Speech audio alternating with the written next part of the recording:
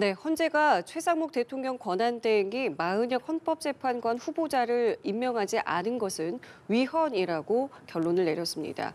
최 대행이 고심에 들어간 가운데 야당은 즉시 임명을, 여당은 헌재 결정에 유감을 표했습니다. 네, 관련해서 정치권 이슈들 다뤄볼 텐데요. 오늘은 윤기찬 국민의힘 법률위 부위원장, 김수민 시사평론가와 함께하겠습니다. 두 분 어서 오십시오. 예. 헌재가 어제 최상목 대행이 마은혁 헌법재판관 후보자를 임명하지 않은 것에 대해서 위헌이라는 결론을 내렸습니다.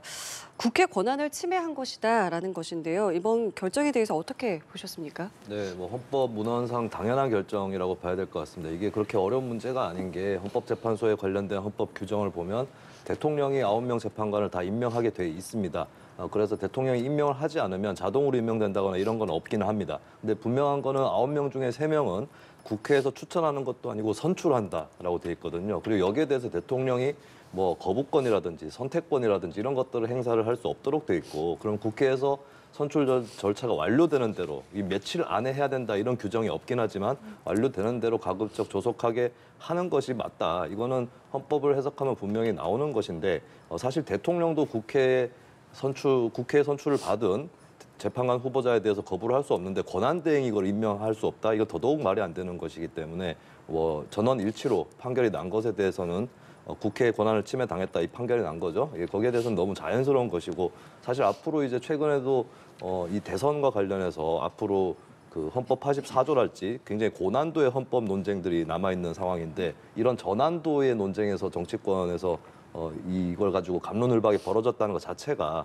저는 굉장히 좀 우스운 일이었다라고 하는 거고, 이 부분은 이제 법조인들의 집합체인 헌재에서 분명히 정리를 해줬다라고 평가를 합니다. 최상목 대행도 입장을 냈습니다. 일단은 존중한다, 결정문을 잘 살펴보겠다. 근데 언제 내겠다라는 이야기는 안 했고, 말씀하신 것처럼 언제까지 해야 된다라는 것도 없어요. 그래서 어떻게 될지가 굉장히 관심인데요. 어떻게 보십니까? 일단은 헌재 결정을 존중할 수밖에 없죠. 단심제이기 때문에. 그런데 사실은 이제 헌재 결정에 문제가 좀 있긴 있어요. 이 부분은 짚고 넘어가야 되겠죠.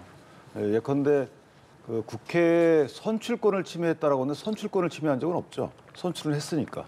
그런데 이제 그 헌재의 구성권을 침해했다라고 하는데, 구성권을 침해했다라고 하게 되려면 사실 중앙선관위 같은 헌법의 규정이 있어야 되는 겁니다. 중앙선관위는 국회에서 선출한 3인으로 그냥 구성이 되는 거예요. 그다음에 법원에서 지명한 3인 그냥 구성이 되는 겁니다. 대통령 임명할 절차가 필요 없어요. 그때는 구성권이 헌법적 권리라고 볼 수 있겠죠. 근데 이것은 지금 대통령 임명한다는 규정이 별도로 있거든요. 또 하나는 이런 논리로 가게 되면 대법원장의 대법관 임명 제청권도 이것도 구성권이 되는 거예요. 이것도 사실은 대통령이 임명 안 하게 되면 형식적인 권리이기 때문에 이것도 위헌이다. 그다음 국무총리의 국무위원 임명 제청권, 이것도 또한 마찬가지로 대통령이 임명을 반드시 해야 되는.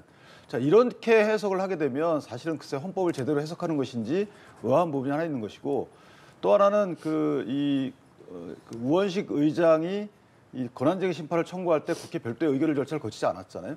근데 이제 민사소송 절차를 운운하면서 헌재에서는 이 부분을 하자 치유한다고 했단 말이에요.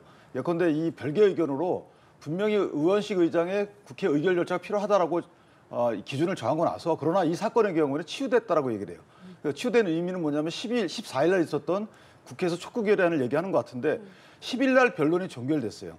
근데 14일 날 촉구 결의안이 있다고 해서 변론 종결 이후에 저희는 하자 치유를 인정하지 않습니다. 법조인들은. 그런데 이것을 민사소송법 준용한다고 말씀하시면서 이 부분은 그냥 슬그머니 지나가요. 자, 이런 헌재의 취사 선택이 저는 기준이 없다라고 생각이 돼서, 물론 다른 방법이 없습니다. 어떻게 할 수 있는 방법이 없는데 그런 아쉬움이 하나 있는 것이고, 최상목 권한대행 입장에서 보면 사실 한덕수 총리의 탄핵 심판에 대한 결론을 보고할 가능성이 있죠. 왜냐하면 한덕수 총리의 그 탄핵 사유 중에 이 헌재 재판관을 임명하지 않은 부분 들어가 있거든요. 그렇다면 이 중대성에 대해서 헌재가 어떻게 보는지. 예컨대 헌재가 위헌 결정을 하고 권한 침해를 인정했지만 사실 지휘 확인 절차도 각하했고, 그다음에 임명해야 된다는 의무가 있다는 부분에 대한 결정도 하지 않았어요. 다만 법률에 따라서 임명 의무가 부여되는 것이기 때문에 헌재가 한덕수 총리에 대해서 탄핵 사유를 어떻게 보는지에 따라서 최 권한대행 입장은 할지 말지에 대한, 또 언제 할지 결정하지 않을까라는 생각이 들고, 국회에서는 사실 헌법 불합치 결정 난 거 33건을 좀 하고 있지 않거든요.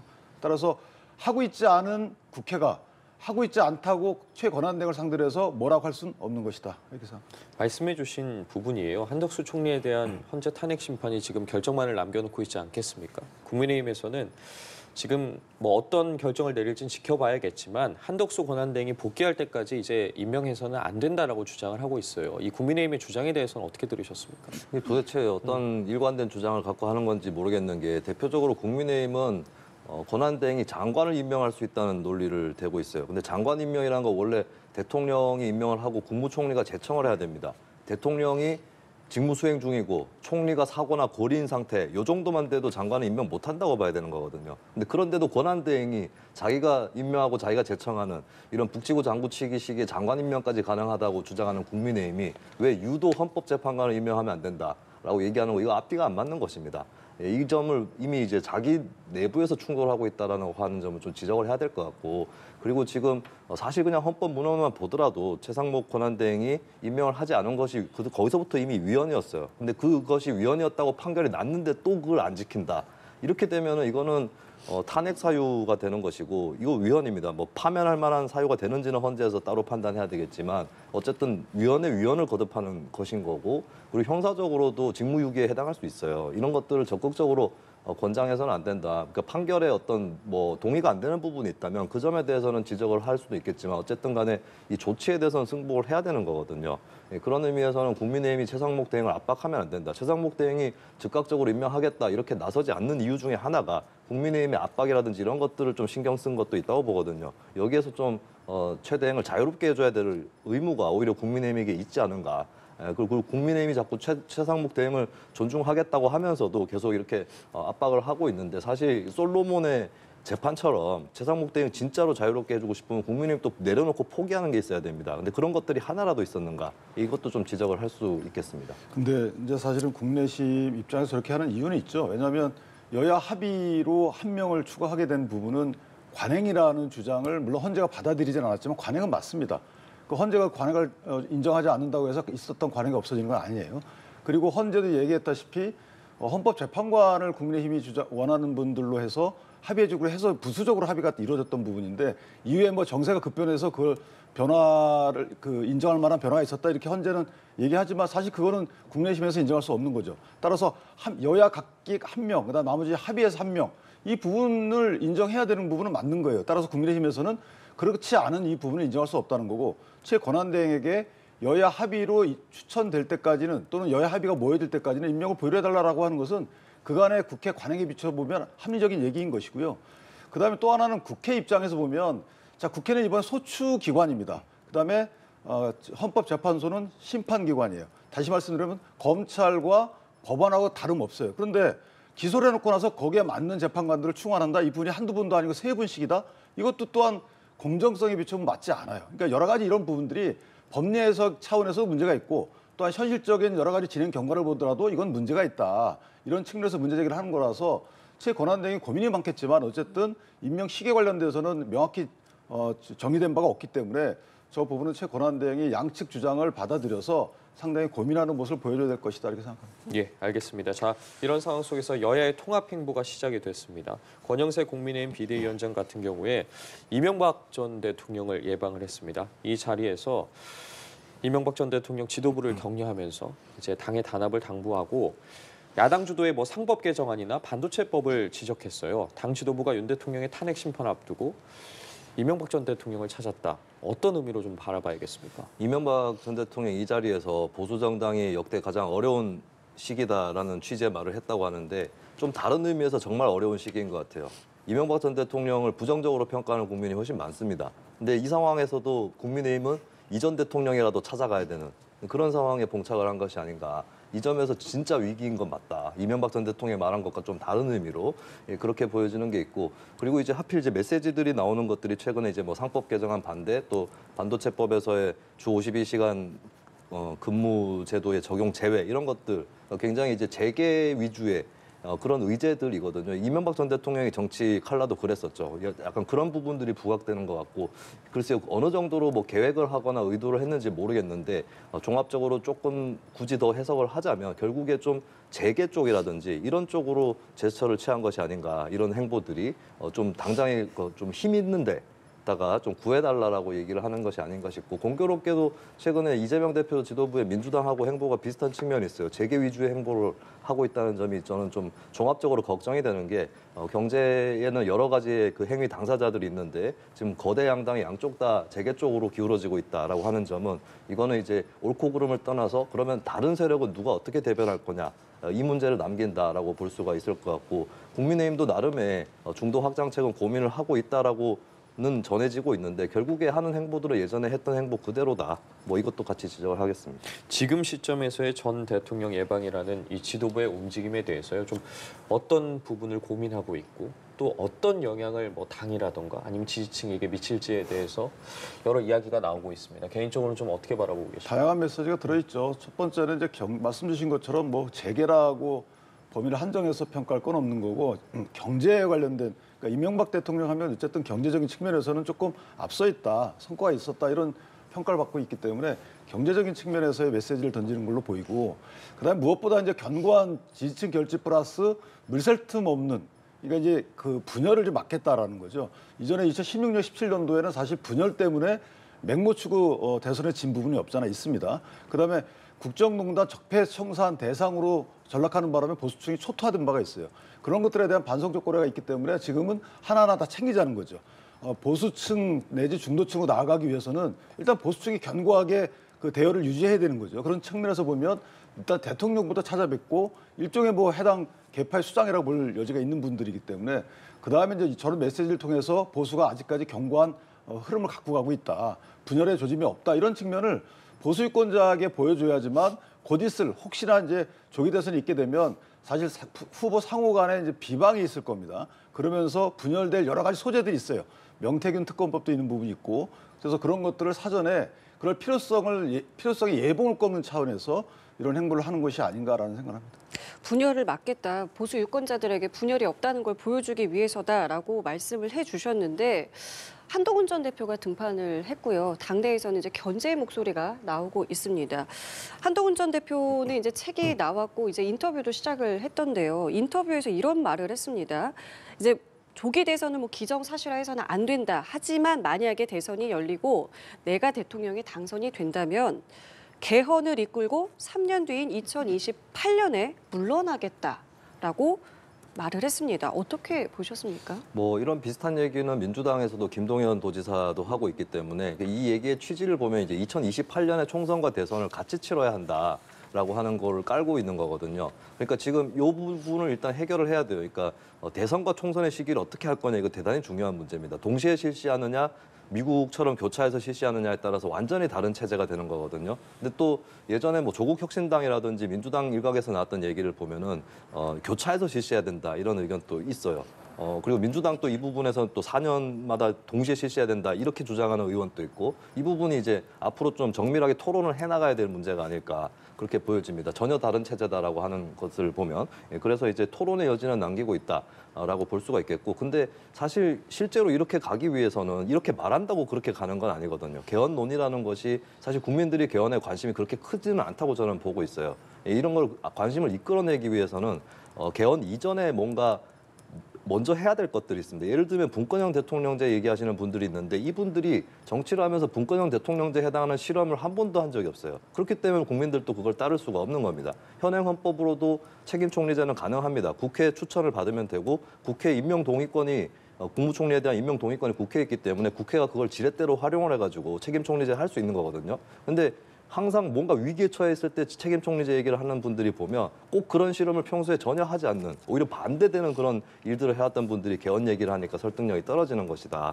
예, 그렇게 보이고, 그러면 이제 선행해서 할 수 있는 것에 대해서 그 비전부터 먼저 제시를 하는 것이 개헌론을 얘기하는 정치인들이 해야 될 그런 선행 조치가 아닌가 싶습니다. 굉장히 구체적인 메시지를 냈고 이제부터 본격적으로 활동을 하게 되면 더 많은 이야기들이 나올 텐데, 지금 어떤 방향성을 좀 설정했다고 보면 되겠습니까?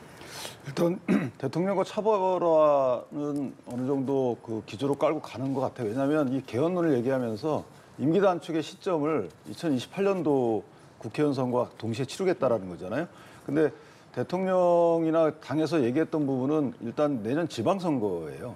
왜냐하면 대통령이 만약에 이 그 탄핵이 기각된 이후에도 임기에 연연하지 않겠다. 그리고 개헌을 한다는 의미는 지방선거와 대선을 같이 치르겠다라는 부분 또는 그보다 앞서서 일부 이제 언론에서는 그런 얘기가 나오는 건데 한동훈 대표는 김동연 지사 등과 같이 야당의 의견과 같이 사실은 본인의 임기를 그러니까 조기 대선이 곧 있게 되면 지금 출마해서 당선되게 되면 사실은 2028년도가 임기 중반이잖아요. 그런데 그때 같이 치르겠다, 그만두겠다라는 의미잖아요. 그래서 약간 결이 다르기 때문에 어떤 기존인지는 정확히 알 수 없으나 다만 또 조기 대선을 단정적으로 얘기해서는 안 된다 또 이런 말씀도 하신단 말이죠. 그러니까 한동훈 대표 입장에서 보면 공과 가를 분명히 평가를 받겠지만 어쨌든 대통령이 현재 갖고 있는 이 유산, 레거시를 본인이 무시할 수 없는 상황이기 때문에 그래서 흡수해야 된다라는 스탠스를 갖고 있는 것 같아요.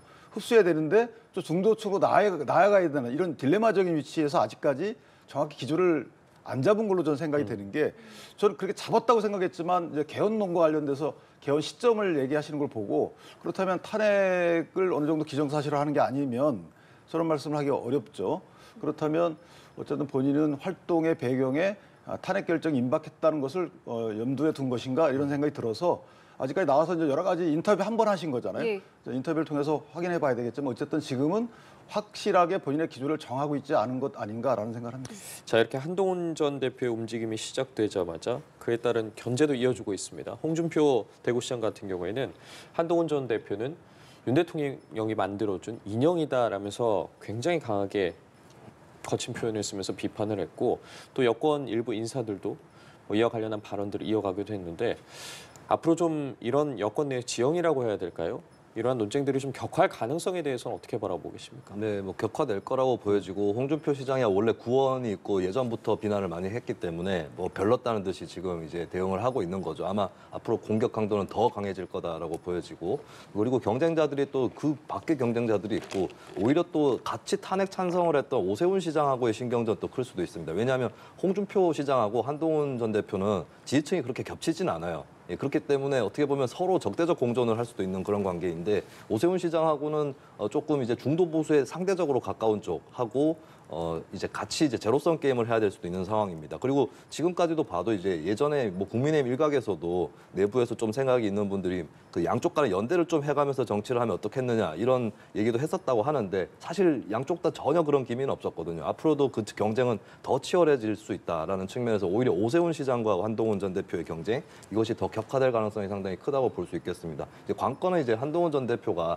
이런 경쟁 구도에 휘말려가면서 줄타기를 할 것인지 아니면 본인의 노선을 제대로 가치관을 정립을 해서 갈 것인지 이게 중요한 것 같아요. 한동훈 전 대표가 지금 지지율이 많이 깎여 있는데 한쪽으로는 윤석열 대통령하고 지지층이 겹쳤던 부분이 깎여서 빠져나간 것이고 한쪽으로는 지난 탄핵 때 흔들렸던 행보, 굉장히 엉뚱한 그 한덕수 국무총리와의 한한 체제 같은 그런 구상이나 그림 그리고 즉각 하야도 아니고 뭐 몇 달 안으로는 하야시킬 수 있다라고 하는 이런 이제 굉장히 기묘한 그 정치 고개 같은 그런 행보들이 탄핵에 찬성하는 쪽 입장의 시민들한테도 굉장히 좋지 않게 다가갔기 때문에 양쪽으로부터 다 지지를 받지 못하는 결과가 이어진 거거든요. 그러면은 이거를 양손의 떡을 다 질 생각을 할 것이 아니라 무엇이 올바른 길인지부터 먼저 고민을 하고 그 다음에 본인이 좀 흔들리지 않을 노선을 정립을 해야 이 사태를 헤쳐나갈 수 있을 것이다. 그리고 사실은 이게 바로 본인이 대통령이 되고자 한다. 이렇게 좀 집착을 갖게 되면 더 실패할 거예요. 오히려 멀리 내다보고 만약에 이번에 져야만 한다면 제대로 지겠다. 이런 자세로 가야 될 텐데 그걸 승리에 대한 집착으로 이어갈 건지 아니면 젖잘싸를 할 수 있는 그런 상황으로 갈 건지 여기에 좀 한동훈 전 대표의 정치적 능력이 달려 있을 것 같습니다. 여권 내 각 인물 사이의 관계도 또 지지층에 따른 지형 변동까지 말씀을 해주셨거든요. 저는 개인적으로 이번에는 격한 싸움의 장이 되지는 않을 거예요. 이게 아마 만약에 저희가 이재명 대표를 압도적으로 이기는 정치 상황이라 그러면 그럴 수 있죠. 당내 경쟁자만 꺾으면 대통령에 당선될 수 있다. 이런 상황이면 그럴 수 있는데 조기 대선이 이루어진다 하더라도 그런 상황은 아닌 건 분명하거든요. 그렇다면 오히려 각자 연대 합종 연행으로 해서 대선을 치를 가능성이 너무 커 보인 것이고 내가 갖는 공과와 상대방이 있는 공과에 짝짓기를 할 가능성이 상당히 큽니다.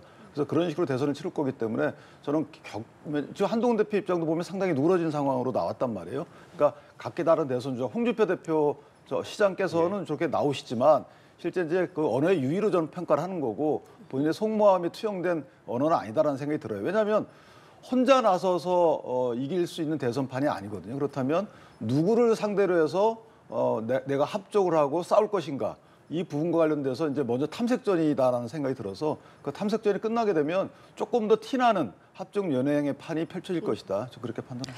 알겠습니다. 민주당 이재명 대표도 통합 행보를 이어가고 있죠. 지금 2주째 비명계 인사들을 만나고 있는데 뭐 내용을 들여다보면 좀 뼈 있는 말도 있기는 해요. 근데 이러한 통합 행보에 대해서 먼저 어떻게 좀 보고 계시는지 듣겠습니다. 일단 민주당은 판이 정리됐다고 저는 생각을 해요. 왜냐하면 이재명 대표를 당내 경선에서 꺾을 수 있는 정치력 있는 분이 아직은 없습니다. 그러면 이재명 대표로부터 만약에 이재명 대표가 대선 이전에 피선거권을 잃는 확정 파결이 있게 되면 이재명 대표로부터 후계자로 지명받아서 하는 것이 더 훨씬 쉽고요.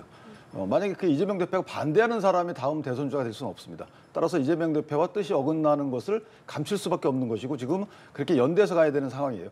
나머지는 이제 뭐냐면 친명 대 비명 간에 그 이후에 벌어질 어떤 세력 다툼이 이제 큰 것이고 이것을 이재명 대표는 지금 애써 봉합하면서 가는 거죠. 그래서 봉합하는 차원에서 가다 보니까 좌충우돌 하는 겁니다. 뭐 52시간 특별법을 던졌다가 반대가 심하면 또 살짝 덮기도 하고 이런 식으로 본인이 뭐 생각이 없어서 그렇게 되는 건 아닌 것 같고 어떤 던졌을 때 반응이나 반응의 정도를 보고 정책을 수정하는 거기 때문에 이것은 다 당내 역학관계에 비춰볼 때 그런 행보를 하시는 거다라는 생각이 들어서 민주당 파고는 요동질 것이 없어요. 이낙연 전 총리의 경우에만 아직 당 밖에 계시기 때문에 이낙연 전 총리가 아마 당 밖에서 어떤 역할을 할지가 약간의 변수이지만 당내에서는 불협화음이 없을 가능성이 크다. 저는 그렇게 생각합니다. 지난주에도 비슷한 이야기를 해주셨어요. 그러니까 지금 중요한 거는 당내에 있는 친명과 비명계의 어떤 뭐 갈등, 봉합 이 부분이다라는 포인트를 짚어주셨거든요. 네. 근데 갈등이 뭐 마냥 봉합될 수는 없다라고 하는 게 이번 회동에도 드러난 거죠. 임종석 전 실장이 정면 도전 선언을 한 겁니다. 적어도 경선에서는 좀 경쟁할 수 있는 다른 사람을 밀겠다라고 얘기를 한 거고 이재명 대표 입장에서도 이거는 어느 정도는 예상할 수 있었던 뭐 크게 예외이거나 충격적인 건 아닌 그런 거였던 건데 이 중요한 거는 이제 당내 계파가 있으면 당연히 경쟁하고 갈등하는 것이 맞습니다. 그런 갈등이 오히려 너무 없는 것이 문제인 것이고 민주당도 일색화를 우려했던 것이 갈등이 일색화에 따른 갈등이라기보다는 일색화 때문에 갈등이 없어지는 것을 더 우려를 하는 거거든요. 그런 의미에서는 앞으로 오히려 더 본격적인 경쟁을 해야 된다라는 거고 중요한 거는 갈등의 질이라고 봐요. 그냥 이게 지금 우리나라의 정당들이 국민의힘도 마찬가지고 민주당도 마찬가지인 게 계파 이름들을 보면 지금 거의 20년 동안 친뭐, 비뭐 이거밖에 없어요.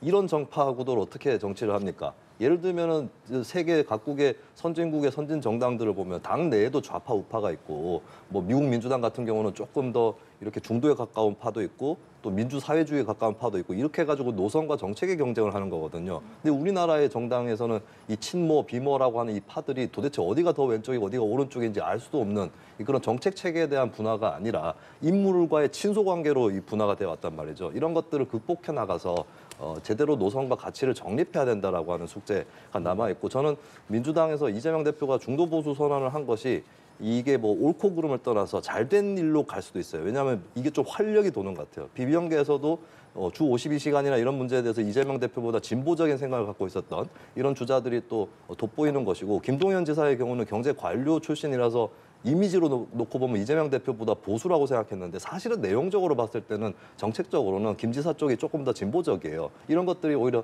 선명하게 드러나게 될 거다. 그리고 이 대표가 보수 선언을 했기 때문에 이제 앞으로 뭐 내부에서 상대방에 대해서 수박이다. 국힘 이중대다 이렇게 공격하는 거 안 되게 됐습니다. 만약에 소위 개딸이라고 하시는 분들이 수박이다 이런 공격을 하면은 그 공격을 받는 비명계 당원 입장에서는 그럼 당신은 토마토냐 이렇게 얘기할 수도 있는 거거든요. 그래서 그런 류의 좀 저질 공격은 많이 사라질 수도 있고 이제 앞으로는 정책을 놓고 어느 길로 가야 될 건지 이걸 갖고 생산적인 당내 경쟁을 해야 된다 이 말씀을 드립니다.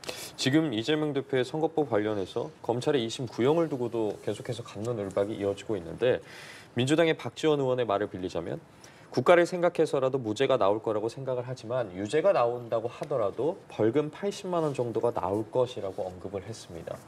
지금 법사위 소속이지 않겠습니까? 박지원 의원의 발언에 대해서 어떻게 들으셨습니까? 아예 국감장, 그러니까 현안 질의에 불러서 해당 재판장한테 물어보지 그래요. 저 부적절하죠. 양형이 정확히 80만 원까지 특정해서 말씀하신다는 거는 이재명 대표 변호인단의 변호 전략일 수는 있어요. 100만 원 미만의 형을 받는 것이. 근데 법제사법위원회에 계신 분이 저렇게 구체적인 본인이 생각할 때 무죄다 이렇게는 가능하죠. 그런데 양형을 저렇게 얘기하시는 거는 오히려 더 법원 독립성을 침해할 여지가 있는 거예요. 감독기관인 그 법제사법위원회 위원이기 때문에. 그러나 어쨌든 실제적으로 저게 작용을 해서 법안에 영향을 미칠 가능성은 적다고 보는 것이 워낙 차이가 있는 것이고 이 2심 구형과 관련돼서 많은 말씀을 주시는데 사실 1심 구형이 1심 구형과 같지만 2년이라는 것은 허경영 전 국가혁명당인가요? 이분에게도 2년을 구형했어요. 똑같은 대선에서의 허위사실 공표거든요. 그러니까 대선판에서 허위사실 공표한 거에 대해서 어떻게 보면 구형량의 기준이 그렇기 때문에 똑같이 구형한 거라서 저 부분을 세다 약하다 이렇게 평가할 건 아니고 법원이 그에 비춰서 또 1년에 2년을 냈잖아요. 그리고 공판 진행 과정을 보면 충분히 변소할 시간을 1심에서 2년 2개월 들였고 2심에서도 건 4개월 이상 지났잖아요. 그렇기 때문에 저 부분에 대해서 구형량이 어떻다 이런 부분은 논의할 게 아니고 오히려 저는 국가의 혼란을 방지하기 위해서는 만약에 조기 대선이 있게 되면 조기 대선 이전에 피선거권 여부에 대해서 확정되는 것이 더 유리하다. 확정되지 않으면 또 논란이 있을 거 아니겠습니까? 또 84조 헌법 84조가 어떻고 저떻고 또 논란이 있을 거고 그다음에 또 대통령 실제 대법원의 재판 진행 중을 중단해라 이런 사실적인 또 압력이 있을 수 있는 거고 또 국론이 분열되는 거고 따라서 이재명 대표 스스로 빨리 진행을 얼른 송달도 받고 빨리 진행해가지고 이런 국가적 혼란을 초래할 수 있는 피선거권의 확정 여부가 딜레이되는 이런 사태를 막는 것이 더 유리하다고 생각합니다. 네, 이게 전에 국민의힘 윤상현 의원도 벌금 80만 원 나올 수 있다라는 예측을 하셨는데 이거 절대 그렇게 나올 수가 없습니다. 왜냐하면 우리가 일반 시민들도 대법원 양형위원회에 가서 양형 기준표를 볼 수가 있거든요. 재판관들도 요거를 따라가지고 이렇게 자의적으로 형량 결정하는 게 아니라 그 기준이 굉장히 촘촘하게 잘 돼 있어요. 어지간하면 다 따라서 하는 건데 사실 이게 유죄인 경우는 사실 또 그 이재명 대표는 1심에서도 양형의 가중 사유가 두 가지가 확인됐는데 하나는 이제 다수 대중이 보는 매체에서 발언을 한 것, 그다음에 이제 선거에 큰 영향을 끼쳤다. 이 두 가지가 인정이 됐어요. 사실 양형 기준표에 따르면 이 두 가지의 가중 요소가 인정이 되고 감경 요소가 없으면 징역 3년까지도 나옵니다. 그리고 최소 500만 원이요. 벌금 500만 원이거든요. 그리고 이 가중 요소들 이번에 양형 증인 신청한 거 보니까 이 가중 요소들을 좀 깨기 위해서 증인을 신청해서 신문을 하던데 만약에 깬다고 해도 사실 기본 형량이 벌금 최소 200만 원입니다.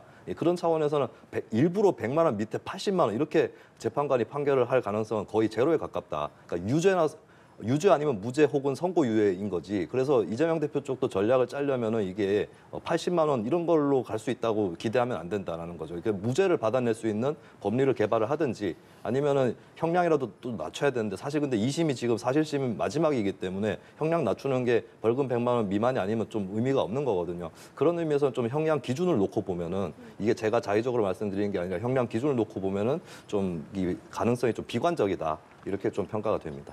알겠습니다. 오늘 두 분 말씀은 여기까지 함께하겠습니다. 지금까지 윤기찬 국민의힘 법률위 부위원장, 김수민 시사평론가와 함께했습니다. 두 분 감사합니다. 고맙습니다.